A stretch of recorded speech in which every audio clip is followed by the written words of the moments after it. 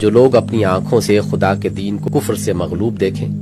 جن کے سامنے حدود اللہ پامال ہی نہیں بلکہ کالعدم قرار دے دی جائے، خدا کا قانون عملاً ہی نہیں بلکہ باضابطہ منسوخ کر دیا جائے، خدا کی زمین پر خدا کا نہیں بلکہ اس کے باغیوں کا بول بالا ہو رہا ہو، نظام کفر کے تسلط سے نہ صرف عام انسانی سوسائٹی میں اخلاقی و تمدنی فساد برپا ہو بلکہ خود امت مسلمہ بھی نہایت سرعت کے ساتھ اخلاقی و عملی گمراہیوں میں مبتلا ہو رہی ہو، اور یہ سب کچھ دیکھ کر بھی ان کے دلوں میں نہ کوئی بے چینی پیدا ہو، نہ اس حالت کو بدلنے کے لیے کوئی جذبہ بھڑکے، بلکہ اس کے برعکس وہ اپنے نفس کو اور عام مسلمانوں کو غیر اسلامی نظام کے غلبے پر اصولاً مطمئن کر دیں۔ ان کا شمار آخر محسنین میں کیسے ہو سکتا ہے؟ اس جرم عظیم کے ساتھ محض یہ بات انہیں احسان کے مقام عالی پر کیسے سرفراز کر سکتی ہے کہ وہ چاشت اور اشراق اور تہجد کے نوافل پڑھتے رہے، جزیات فقہ کی پابندی اور چھوٹی چھوٹی سنتوں کے اتباع کا سخت اہتمام فرماتے رہے، اور تزکیہ نفس کی خانقاہوں میں دینداری کا وہ فن سکھاتے رہے جس میں حدیث و فقہ اور تصوف کی باریکیاں تو ساری موجود تھیں، مگر ایک نہ تھی تو وہ حقیقی دیندار جو سرداد نداد دست در دست یزید کی کیفیت پیدا کرے، اور بازی اگرچہ پا نہ سکا تو سر تو کھو سکا کہ مقام وفاداری پر پہنچا دے۔ آپ دنیاوی ریاستوں اور قوموں میں بھی وفادار اور غیر وفادار کی اتنی تمیز ضرور نمایاں پائیں گے کہ اگر ملک میں بغاوت ہو جائے یا ملک کے کسی حصے پر دشمن کا قبضہ ہو جائے تو باغیوں اور دشمنوں کے تسلط کو جو لوگ جائز تسلیم کر لیں یا ان کے تسلط پر راضی ہو جائے اور ان کے ساتھ مغلوبانہ مصالحت کر لیں یا ان کی سرپرستی میں کوئی ایسا نظام پائے جس میں اصلی اقتدار کی باغیں انہی کے ہاتھ میں رہیں اور کچھ ضمنی حقوق اور اختیارات انہیں بھی مل جائیں، تو ایسے لوگوں کو کوئی ریاست اور کوئی قوم اپنا وفادار ماننے کے لیے تیار نہیں ہوتی، خواہ وہ قومی فیشن کے کیسی سخت پابند اور جزئی معاملات میں قومی قانون کے کتنے ہی شدید پیرو ہوں۔ آج آپ کے سامنے زندہ مثالیں موجود ہیں کہ جو ملک جرمنی کے تسلط سے نکلے ہیں وہاں ان لوگوں کے ساتھ کیا معاملہ ہو رہا ہے جنہوں نے جرمن قبضے کے زمانے میں تعاون و مصالحت کی راہیں اختیار کی تھی۔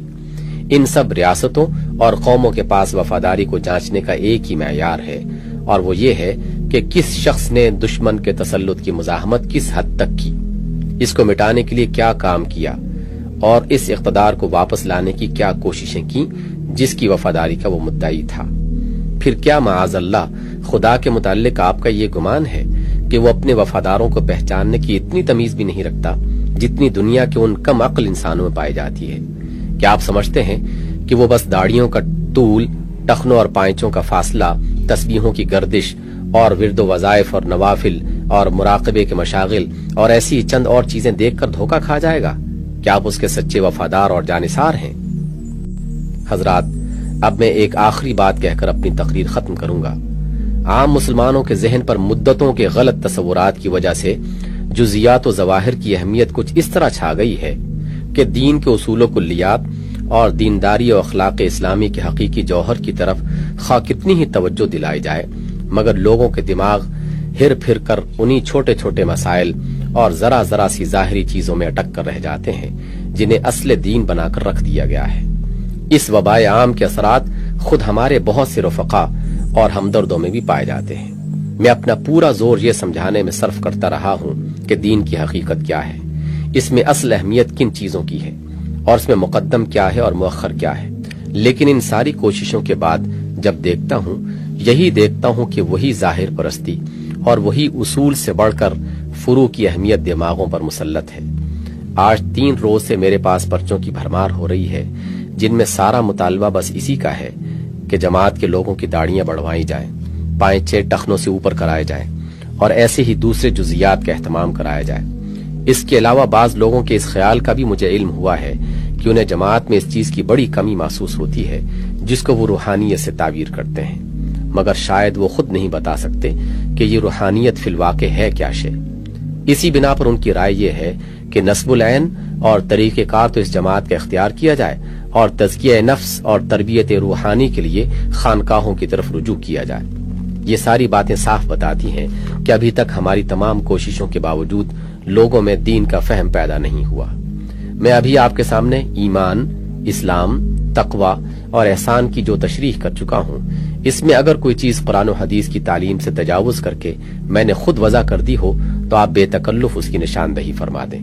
لیکن اگر آپ تسلیم کرتے ہیں کہ کتاب اللہ و سنت رسول اللہ صلی اللہ علیہ وسلم کی روح سے یہی ان 4 چیزوں کی حقیقت ہے، تو پھر خود ہی سوچئے کہ جہاں تقوی اور احسان کی جڑ ہی نہ پائی جاتی ہو وہاں آخر کون سی روحانیت پائی جا سکتی ہے جسے آپ تلاش کر رہے ہیں۔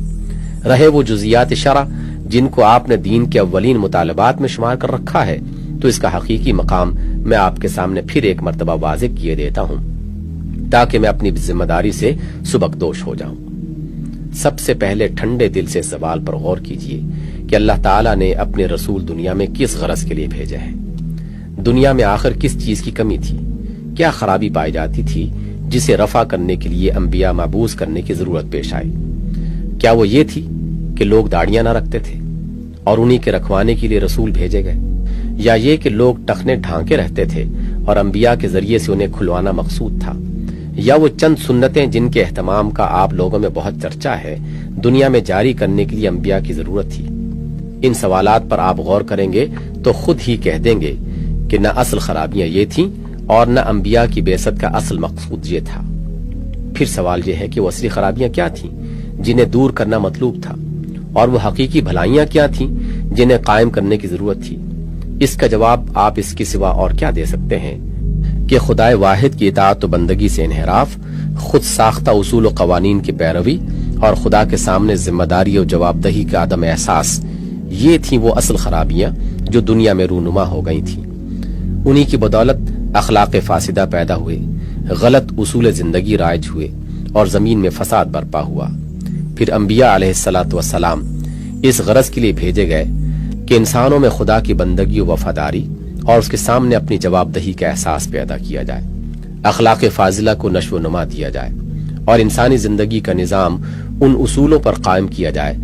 جن سے خیر و صلاح ابھرے اور شر و فساد دبے۔ یہی ایک مقصد تمام انبیاء کی بعثت کا تھا، اور آخرکار اسی مقصد کے لیے محمد صلی اللہ علیہ وسلم مبعوث ہوئے۔ اب دیکھیے کہ مقصد کی تکمیل کے لیے محمد صلی اللہ علیہ وسلم نے کس ترتیب و تدریج کے ساتھ کام کیا۔ سب سے پہلے آپ نے ایمان کی دعوت دی اور اس کو وسیع ترین بنیادوں پر پختہ و مستحکم فرمایا۔ پھر اس ایمان کے مقتضیات کے مطابق بتدریج اپنی تعلیم و تربیت کے ذریعے سے اہل ایمان میں عملی اطاعت و فرما برداری یعنی اسلام، اخلاقی طہارت یعنی تقوی اور خدا کی گہری محبت و وفاداری یعنی احسان کے اوصاف پیدا ہوئے۔ پھر ان مخلص مومنوں کی منظم سعی و جہد سے قدیم جاہلیت کے فاسد نظام کو مٹایا اور اس کی جگہ قانون خداوندی کے اخلاقی و تمدنی اصولوں پر ایک نظام صالح قائم کر دیا۔ اس طرح جب یہ لوگ اپنے دل و دماغ، نفس و اخلاق، افکار و اعمال، غرض جملہ حیثیات سے واقعی مسلم، متقی اور محسن بن گئے اور اس کام میں لگ گئے جو اللہ تعالیٰ کے وفاداروں کو کرنا چاہیے تھا، تب آپ نے ان کو بتانا شروع کر دیا کہ وضاقتہ، لباس، کھانے پینے، رہنے سہنے، اٹھنے بیٹھنے اور دوسرے ظاہری برتاؤ میں وہ مہذب آداب و اطوار کون سے ہیں جو متقیوں کو زیب دیتے ہیں۔ گویا پہلے مس خام کو کندن بنایا، پھر اس میں اشرفی کا ٹھپا لگایا، پہلے سپاہی تیار کیے پھر انہیں وردی پہنائی۔ یہی اس کام کی صحیح ترتیب ہے جو قرآن و حدیث کے غیر مطالعے سے صاف نظر آتی ہے۔ اگر اتباع سنت نام ہے اس طرز عمل کا جو نبی صلی اللہ علیہ وسلم نے اللہ تعالیٰ کی مرضی پوری کرنے کے لیے ہدایت الہی کے تحت اختیار کیا تھا، تو یقیناً یہ سنت کی پیروی نہیں بلکہ اس کی خلاف ورزی ہے کہ حقیقی مومن، مسلم،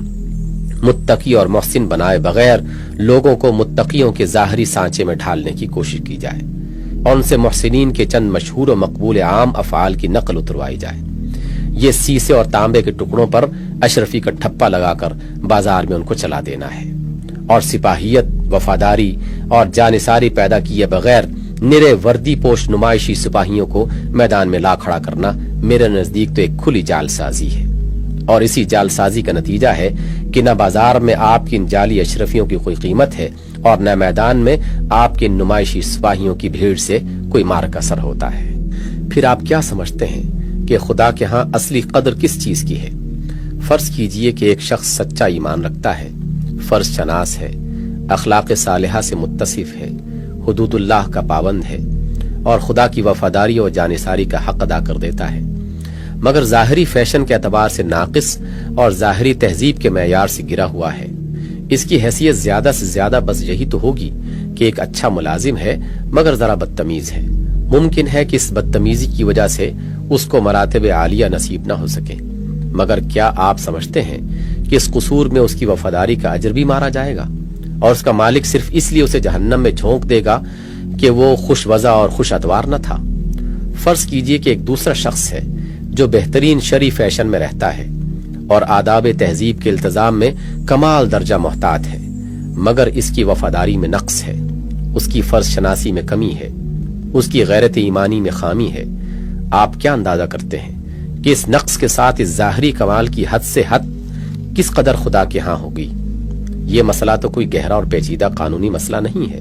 جسے سمجھنے کے لیے کتابیں کھنگالنے کی ضرورت ہو۔ محض عقل عام ہی سے ہر آدمی جان سکتا ہے کہ ان دونوں چیزوں میں سے اصلی قدر کی مستحق کون سی چیز ہے۔ دنیا کے کم علم لوگ بھی اتنی تمیز ضرور رکھتے ہیں کہ حقیقت میں جو چیز قابل قدر ہے اس میں اور ضمنی خوبیوں میں فرق کر سکیں۔ یہ انگریزی حکومت آپ کے سامنے موجود ہے۔ یہ لوگ جیسے کچھ فیشن پرست ہیں اور ظاہری آداب و اطوار پر جس طرح جان دیتے ہیں،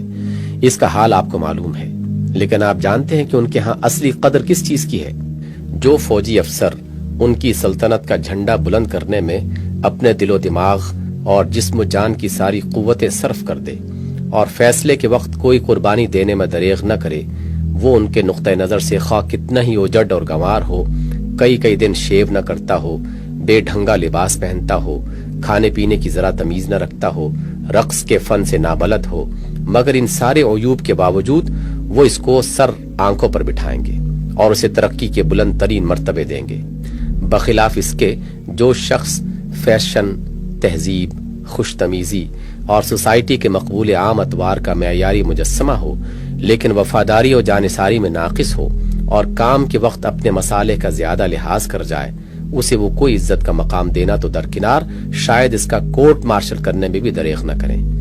یہ جب دنیا کے کم عقل انسانوں کی معرفت کا حال ہے تو اپنے خدا کے متعلق آپ کا کیا گمان ہے؟ کیا وہ سونے اور تانبے میں تمیز کرنے کے بجائے محض سطح پر اشرفی کا ٹھپا دیکھ کر اشرفی کی قیمت اور پیسے کا ٹھپا دے کر پیسے کی قیمت لگا دے گا؟ میری اس گزارش کو یہ معنی نہ پہنایا جائے کہ میں ظاہری محاسن کی نفی کرنا چاہتا ہوں یا ان احکام کی تعمیل کو غیر ضروری قرار دے رہا ہوں جو زندگی کے ظاہری پہلوؤں کی اصلاح و درستی کے متعلق دیے گئے ہیں۔ در حقیقت میں تو اس کا قائل ہوں کہ بندہ مومن کو ہر اس حکم کی تعمیل کرنی چاہیے جو خدا اور رسول صلی اللہ علیہ وسلم نے دیا ہو، اور یہ بھی مانتا ہوں کہ دین انسان کے باطن اور ظاہر دونوں کو درست کرنا چاہتا ہے، لیکن جو چیز میں آپ کے ذہن نشین کرنا چاہتا ہوں وہ یہ ہے کہ مقدم چیز باطن ہے نہ کہ ظاہر۔ پہلے باطن میں حقیقت کا جوہر پیدا کرنے کی فکر کیجئے، پھر ظاہر کو حقیقت کے مطابق ڈھالیے۔ آپ کو سب سے بڑھ کر اور سب سے پہلے ان اوصاف کی طرف توجہ کرنی چاہیے جو اللہ کے ہاں اصلی قدر کے مستحق ہیں اور جنہیں نشو و نما دینا انبیاء علیہ الصلوۃ والسلام کی بعثت کا اصلی مقصود تھا۔ ظاہر کی آراستگی اول تو ان اوصاف کے نتیجے میں فطرتاً خود ہی ہوتی چلی جائے گی، اور اگر ان میں کچھ کسر رہ جائے تو تکمیلی مراحل میں اس کا اہتمام بھی کیا جا سکتا ہے۔ دوستو اور رفیقو، میں نے بیماری اور کمزوری کے باوجود آج یہ طویل تقریر آپ کے سامنے صرف اس لیے کی ہے کہ میں امر حق کو پوری وضاحت کے ساتھ آپ تک پہنچا کر خدا کے حضور بری الذمہ ہونا چاہتا ہوں۔ زندگی کا کوئی اعتبار نہیں، کوئی نہیں جانتا کہ کب اس کی مہلت عمر آن پہنچی ہو، اس لیے میں ضروری سمجھتا ہوں کہ حق پہنچانے کی جو ذمہ داری مجھ پر عائد ہوتی ہے اس سے سبکدوش ہو جاؤں۔ اگر کوئی امر وضاحت طلب ہو تو پوچھ لیجئے۔ اگر میں نے ٹھیک حق آپ تک پہنچا دیا ہے تو آپ بھی اس کے گواہ رہیں اور خدا بھی گواہ ہو۔ میں دعا کرتا ہوں کہ اللہ مجھے اور آپ کو سب کو اپنے دین کا صحیح فہم بخشے اور اس فہم کے مطابق دین کے سارے تقاضے اور مطالبے پورے کرنے کی توفیق عطا فرمائے۔ آمین۔